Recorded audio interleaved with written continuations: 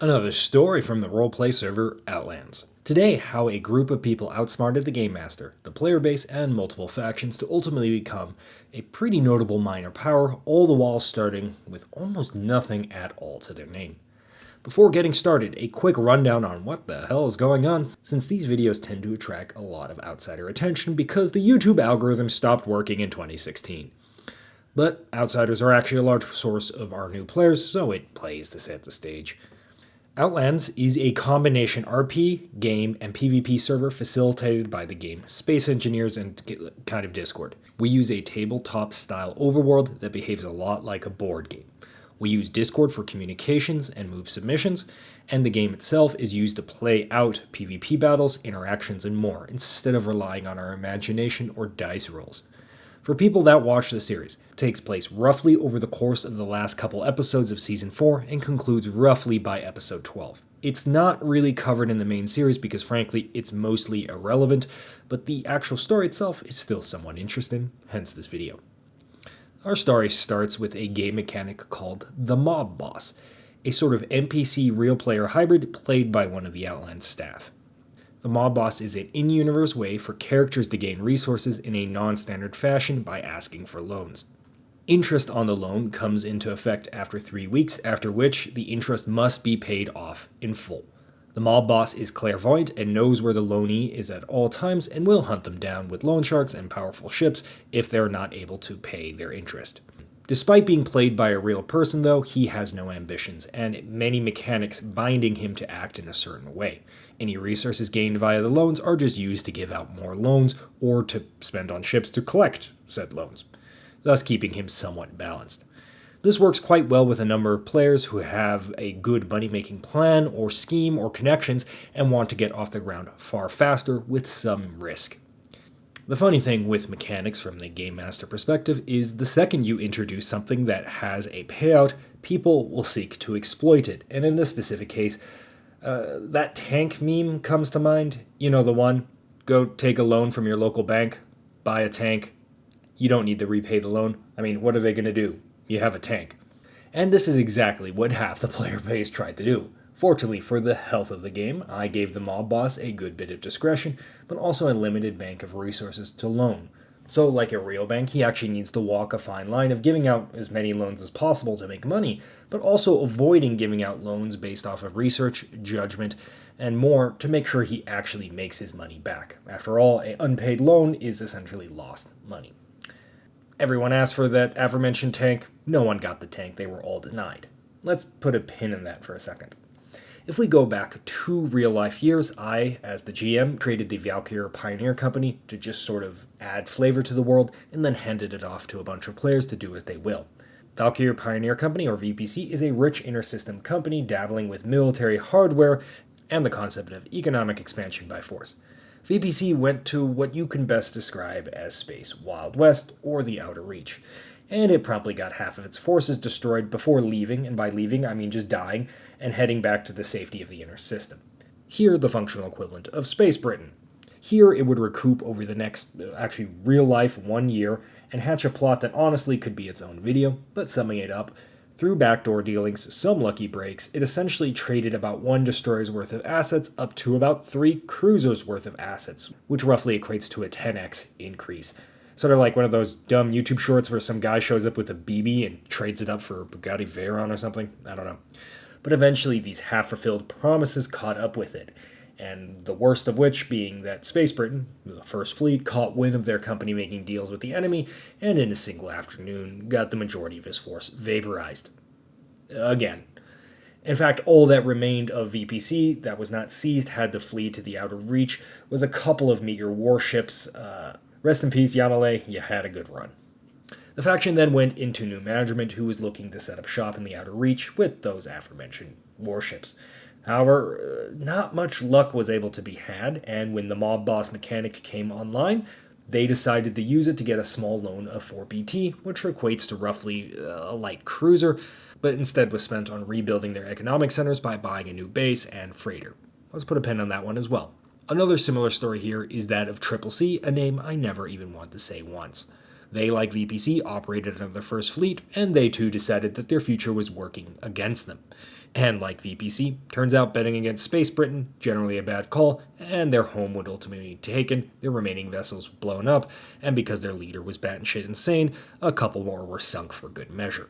At this point, all that really remained were two major surface vessels, which were passed off to the 2IC in the Outer Reach. Triple C was another perfect candidate for the mob boss, an estranged, semi-wealthy mini-faction that had enough assets to act as collateral, but not quite enough that they would not need a loan in the first place. On top of that, they were working with the Outer Reach factions quite regularly against the First Fleet and had, some solid backing as a result. So much like the VPC, they snagged a loan, this time of 6 BT to help support their ship's raid merchant convoys coming out of the inner system. Finally, VSC, Vanguard Security Company, an offshoot of the then-dying faction CPR. Its goal was to continue the CPR mission when it was clear the writing was on the wall for the faction. However, when CPR fell, it was clear no one really wanted to do anything with a random former CPR has-been, and the meager vessels he provided weren't worth the diplomatic headache of someone that was, let's just say, aggressively eager to help, if that makes sense. In fact, the only time VSC contributed to the war effort was when this eagerness was exploited to intentionally leak false data to Space Britain. Nice. VSC received a break when VPC contacted them with a business idea to fund a loan of 12 BT to create an economic system. Oh, sorry, did I say economic system? No, the 12 BT loan to create a battleship. That's right. VPC, CCC, and now VSC all came together to ask for a loan, and not one of them intended to pay it back or use it for the manner that I described to you. Between all three, they now had enough for a battleship. Real quick, a battleship, for context in this game, at this point was the single most powerful warship that, money could buy. And with a meager escort, could reasonably expect to win against any non-battleship squadron, maybe 15 out of 20 times. Hilariously, this whole plan almost fell through right away when Maverick, a potential fourth partner in this mess, Mavericked all over everything. Yes, that in fact does work as a verb, ask anyone in the series. Here he got incredibly overeager, demanding, and promptly used the wrong name in comms interactions 3 times in a row with the mob boss, who then at that point just blocked him as he could see that this guy was not worth dealing with. Amazing. Anyway, between the three they had enough to build the battleship, so this eventually was overcome. The second bigger struggle was where to build the damn thing. The thing required a modern faction-sized shipyard, which would not be a subtle affair, as at this point only 3 of the major 6 factions have ever built a battleship at this point, and only 2 of these factions were viable candidates to do so. But also, shipyards are functionally entirely controlled by said factions, so there was a very real possibility that one of these factions, who likely only had 1 to 2 battleships of their own, would simply just refuse to hand over the ship upon its completion. Regardless, this was a risk that needed to be taken, and the Khans, the guys on the west side of the map, were considered the safest option as they were, out of the war zone and were chosen to build it. Which was unfortunate, because the Khans are absolute psychopaths, and their leader promptly decided to keep the battleship on completion because, well, honestly, mostly because it'd be funny, but also, free battleship. However, with a bit of lobbying, yelling, some resignation, and almost a coup, the battleship was eventually returned and the trio was back on track, baby. Or maybe not quite. The mob boss was now very aware that 3 unrelated loans were in fact somewhat related, and he was fully mobilizing as he saw what was being schemed. Full formation showed up on the doorstep of the Khans, the guys that were building said battleship, and basically demanded that they stand down, as they were aware that the Khans were working with the trios. They demanded that the Khans were forced to bend the knee, apologize, and remove support of the trio and their battleship.